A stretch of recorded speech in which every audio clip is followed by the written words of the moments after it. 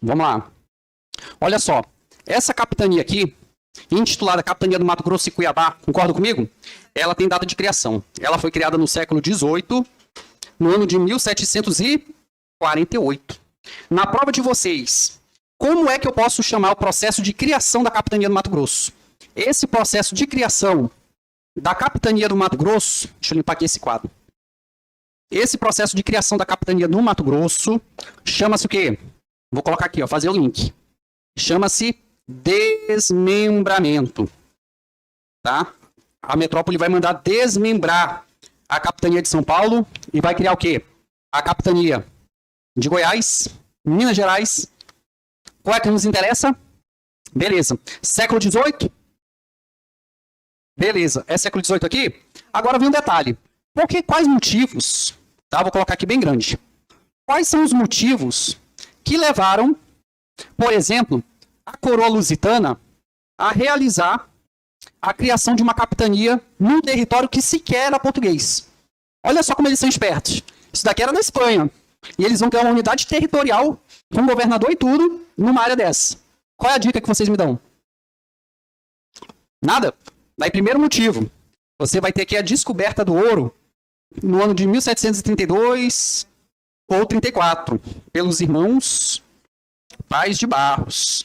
Ouro, meu filho, tá? Que vai dar início ao ciclo aurífero na região guaporeana.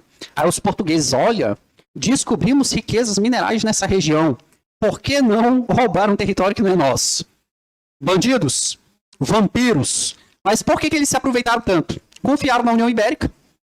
Quando a Espanha acordou, eles já tinham o quê? Forte para tudo quanto era lugar. E ainda já estavam o quê? Construindo tudo nessa região. A Espanha, quando acordou, preocupada na região de Potosí, na Bolívia, com as minas de prata, nos países vizinhos e com a América Central, quando foram ver, os portugueses já estavam onde? Em território nacional. No que hoje é o Brasil quase como um todo. Inteligentes? Foi devagarzinho, aos poucos, de forma planejada que eles conseguiram esse território. O que é o casamento, né? Olha só, cara. Se eu soubesse, se eu fosse conselheiro da família real na época, eu falava, case com pinguço. Primeiro que você achar por aí, que casar com esse nobre vai dar problema. Se aproveitaram. Isso aqui é estratégia, tá? Geopolítica. Isso é estratégia geopolítica. Vamos lá. Às vezes a emoção é demais, acontece esse tipo de coisa. Vem aqui uma outra data, 1750. Anote aí, por favor. Tratado de Madrid. Quem é o grande nome do Tratado de Madrid, pessoal? Vou colocar no cantinho para você. Foi o diplomata da região de Santos, Alexandre Gusmão. Vai ser ele que vai alegar as razões lá nos tribunais internacionais, reivindicando o território que anteriormente era da Espanha. Alexandre Gusmão que vai chegar e vai dizer o seguinte: eu vou invocar o princípio do ut possidetis. Possidetis pós-facto. A posse pertence a quem de fato ocupa. Já temos militares na região, já temos exploração econômica, já temos sociedade. Quem é que de fato cuida dessa terra? Portugal. Portugal. E o que a Espanha fez? Tratado de Madrid, assinado entre os portugueses e os espanhóis. Acabou que o Tratado de Madrid fez o quê? Na prova de vocês. Ele revogou ou anulou o Tratado de Tordesilhas. Então, preste atenção nessa linha do tempo. De 1494 até o ano de 1750, tá? Aquela porção territorial ali pertencia a quem? A Espanha. Então, o referencial aqui é Tratado de Tordesilhas. Isso. E o Tratado de Madrid, o que ele fez?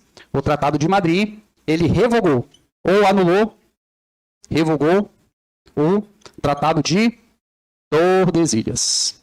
Ou seja, com qual fundamento? Com o princípio do ut possidetis pós-facto. Compreendemos aí? Perfeito? Olha o tempo que os portugueses ficaram namorando esse território. Sim ou não? E qual foi o grande ensejo econômico para o Tratado de Madrid? Economia aurífera, economia do ouro. Outro detalhe. Você vai ter aqui na capital da capitania a sua fundação no ano de 1752. A prova brinca com isso. Eu posso dizer que o governador foi instalado logo no momento da criação da capitania do Mato Grosso? Sim ou não? Ele foi instalado somente 2 anos após o Tratado de Madrid. O que significa a criação da capital? Capital, Vila Bela, daí vocês completem aí, da Santíssima Trindade. Ela foi criada para sediar o governo.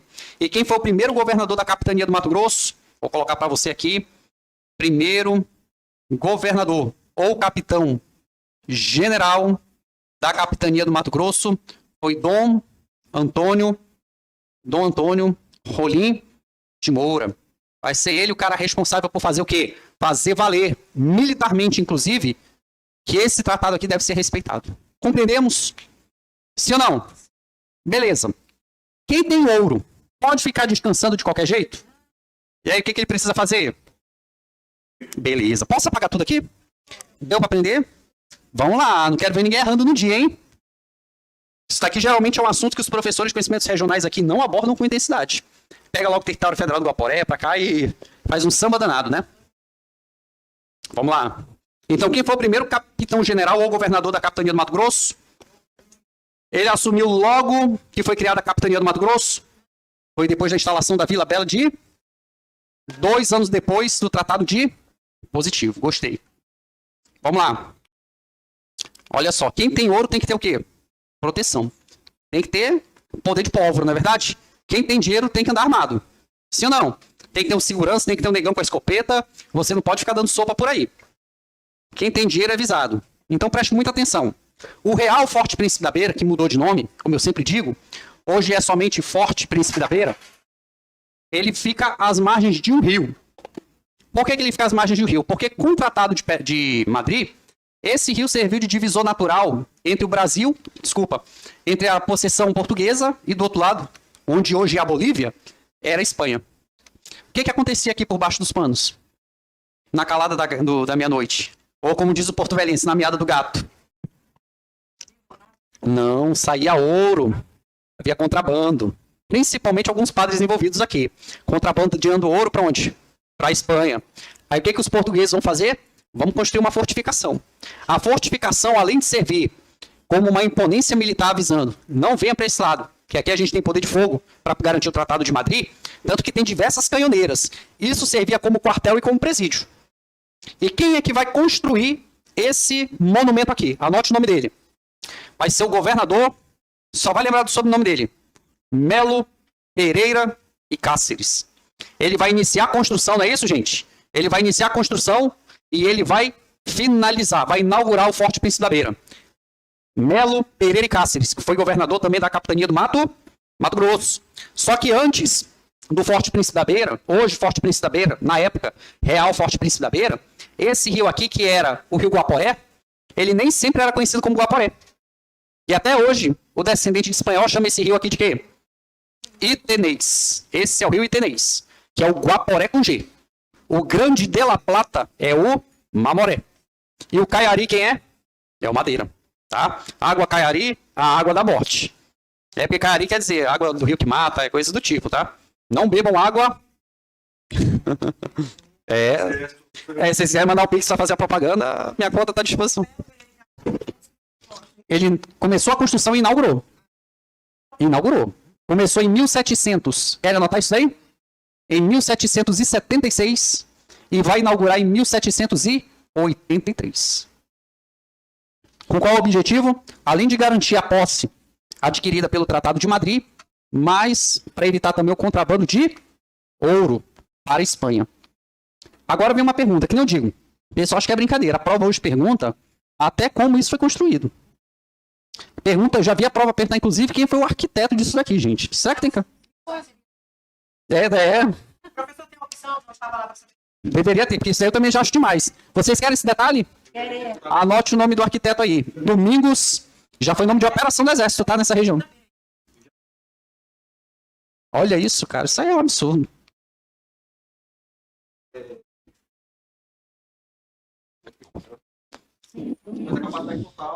Para poder segurar aqui de gente efetivo humano. A variedade isso aí, hein? Anote o nome dele. Domingos Sambucete. Domingos Sambucete.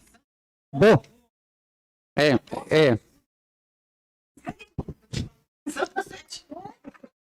Vamos lá, mulher. Vamos purificar esse pensamento aí. Domingos Sambucete. Esse é o arquiteto.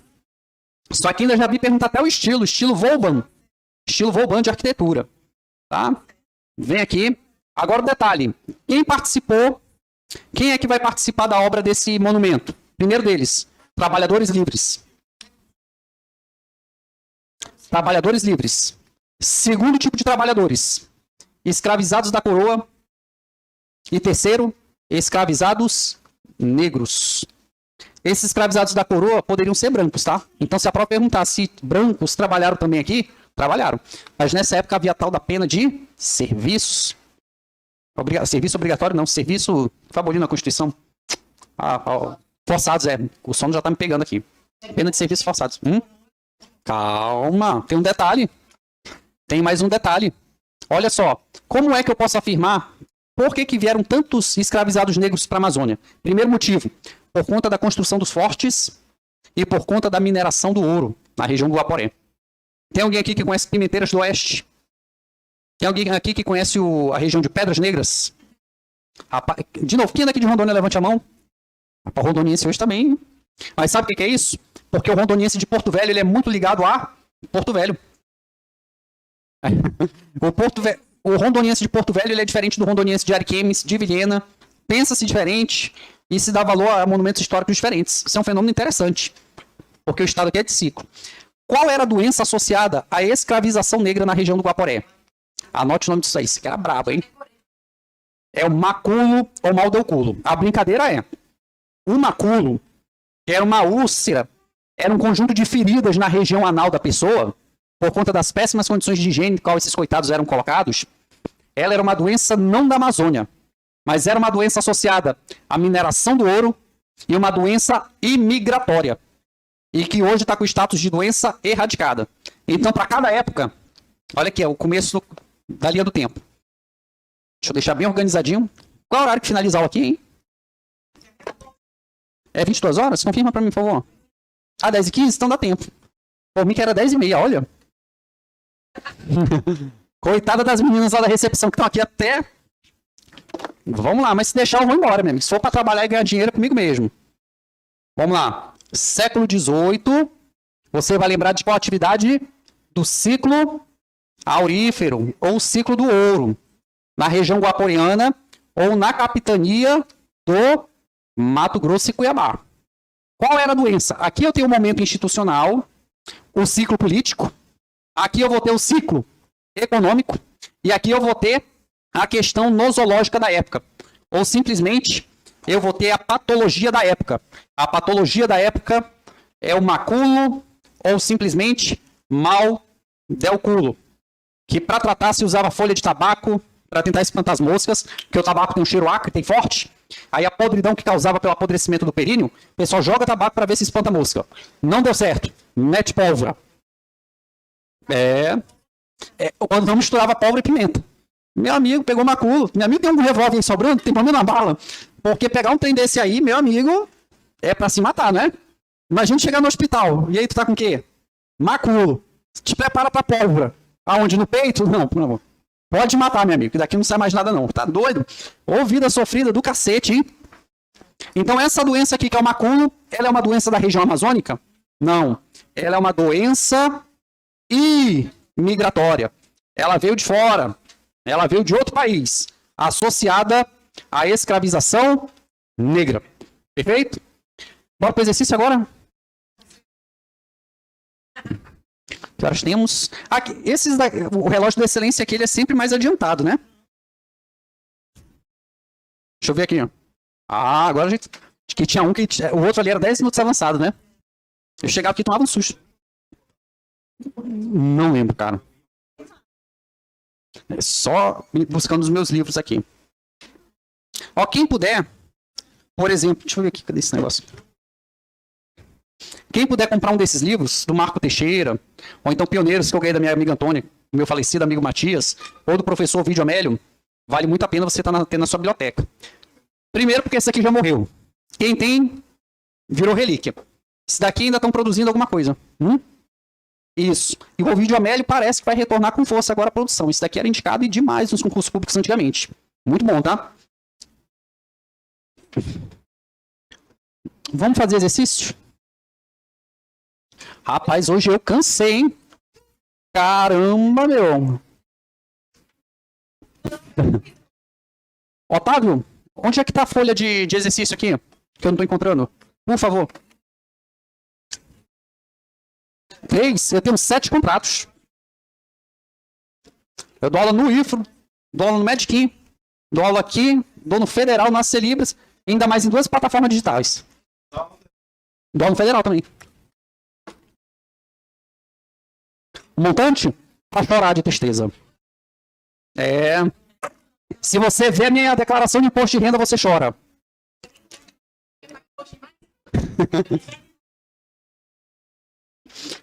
Ufa! Deixa eu pôr exercício aqui.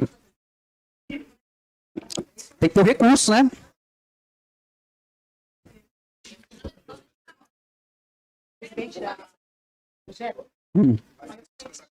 Sim. Uhum.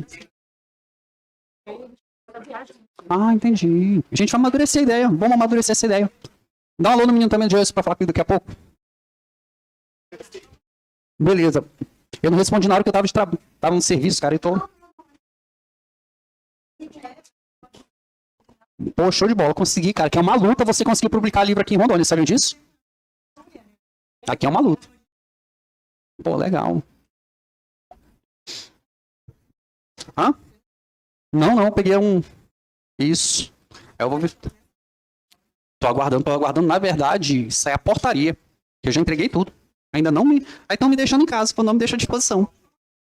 Do IFRO. Vamos lá para as questões? Não tem mais, né? Beleza. Eu tô namorando um do Centro de Ensino do Exército. Se daí se sair... Já me falaram isso. Vai ter aí. Pessoal da área do direito. Direito militar tem que gostar muito. Pessoal, em julho, né?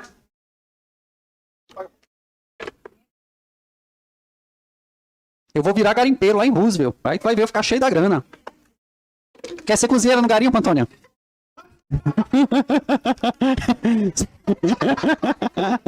Pô, Antônia. Rapaz, cuidado, que ali os garimpeiros não são igual o professor Patrick. Ali é o Raimundão, o Tonhão. Os caras são carne de pescoço, hein? Eu ainda sou educado, lá os caras são... Pessoal, um minuto para vocês aqui, ó. Como é que a gente vai responder questões? Como é que a gente vai responder questões no dia? Lendo demais? Não. Eu falei tanto, não fiquem lendo enunciado que vocês vão se perder. Na consultão, o povo foi querer ver coisa onde não tinha. Eu falei, gente, vamos pro fundo da questão. Enfeitaram demais e traz figura. Pronto. Como é que eu vou fazer a questão? Espaço e tempo. Conhecimento regional, espaço e tempo. Já sei que eu tô vendo Rolim de Moura. Já sei que é século XVIII. O que não é século XVIII, já sei que tá errado. Comandado em marcação, Tratado de Madrid. Tratado de Madrid é século XVIII? Tratado de Madrid, 1750.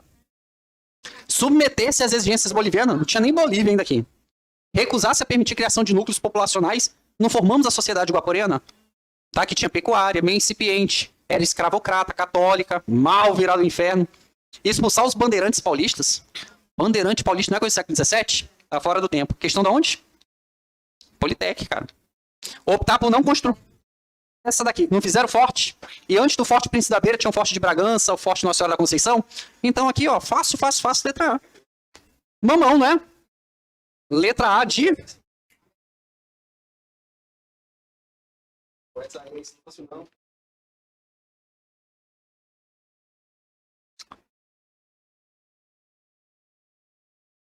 Olha aí, FGV. Agora que o cara sabe ou ele não sabe. Tu vai ler tudo isso também no dia? Por que eu vou embora cedo pra minha casa? Porque eu não leio prova. Não leio. Prova de português, como é que o senhor faz? Só até a primeira vírgula ou o primeiro ponto seguido. Já vou para outro parágrafo. Só. Dá certo? Dá certo. Eu já disse, vou dar meu testemunho. 87 pontos no concurso que eu fiz. Pois é, e anular o concurso. Primeiro lugar, bicho. Sacanagem, né? Fiquei muito puto. Pois é, eu já tava fazendo planos. Eu tinha uma namorada na época, ela agora vamos casar. Eu falei, quem disse isso? Você está louca? Falei, nem comecei a vida, a mulher já tá querendo meter dívida, dividir o meu dinheirinho. Século XVII. Se é século XVII, não é União Ibérica? Beleza. Se é século XVII, ele está perguntando aqui de quantos grupos? Quais são os grupos que a gente trabalhou aqui no século XVII? Produção de açúcar tem a ver com a Amazônia? Isso daqui não está muito Chica da Silva. Casa Grande e Senzala. Produção de soja? Não está muito Centro-Oeste? Não está muito Rondônia da atualidade? Já aumentei a chance. 3 alternativas. Produtores de borracha? Pô, borracha é o quê? Século XIX, segunda metade. Primeiro ciclo. Segundo ciclo da borracha, primeira metade do século XX. Bandeirante. Bandeira de Raposo Tavares, que ano? Década de 1640. Que visava escravizar os indígenas e as missões jesuítas? Anota uma missão jesuíta aqui, que aparece na prova. Missão Tupinambarana. De que ano é mesmo? Da década de 50 do século XVII. Década de 50 do século XVII, que vai formar o que hoje é Parintins. Ali era um aldeamento jesuíta. Assim como no ano de 1728, tinha um aldeamento jesuíta em Santo Antônio, onde hoje pertence ao município de Porto Velho. Padre João Sampaio. Sabiam disso? Vamos lá. Preste atenção aqui. Bandeirante, sertanismo, de contrato e grandes pecuaristas também não, só pode ser a letra? FGV, né? Mamão com açúcar, letra? Questão...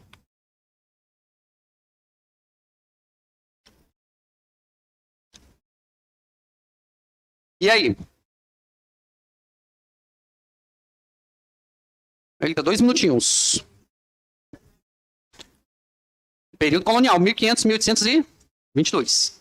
Participação da coroa lusa com a conquista e manutenção da região amazônica, que levou ao financiamento da expedição de Gonzalo Pizarro e Francisco Orellana. Esse cara era o quê? Português ou espanhol? O que português estava financiando espanhol na região? Tá errado. Expulsão dos holandeses. Eu falei de holandês aqui. Falei de Pernambuco. Falei, por exemplo, da Companhia do Açúcar lá, que vai vir da Holanda para cá, dos judeus. Tá, nada a ver, né? Ação de bandeirantes em busca de ouro aluvial e outras riquezas. Interessante. Como a de Raposo Tavares. Sempre depois da vírgula vem o... Que partiu de Belém e chegou à Bolívia. Pera aí, meu amigo. Ele chegou de qual capitania? Capitania de São Paulo. Raposo Tavares representa os bandeirantes paulistas. Atividades missionárias dos jesuítas que implantavam aldeamento, sim ou não? E com base na mão de obra indígena, tornavam-se os principais fornecedores de drogas do... Eram contrabandistas. Letra D de... Beleza. Questão 4, que já vai bater o sino. Calma aí. A última. De novo, sobre a história da ocupação do território de Rondônia. 1 minuto. Essa daqui pode decidir a vida de vocês. Território de Rondônia pode ser qualquer coisa, né? Não é o território federal de Rondônia. Vamos lá. Qual é a palavra-chave que levou a atenção de vocês aqui?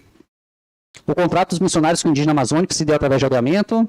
Processo pelo qual o missionário vivia na aldeia. E aprendia os costumes. Era o inverso que eles faziam. A partir do século XVII, bandeirantes saíram de onde?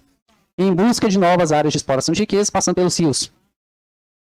Quem é que fez isso? Raposo Tavares. Beleza. Vamos marcar um dia para fazer umas 30 questões aí no Corujão? Pessoal, deu para aprender algo? Então, aguardo vocês na próxima. Tchau.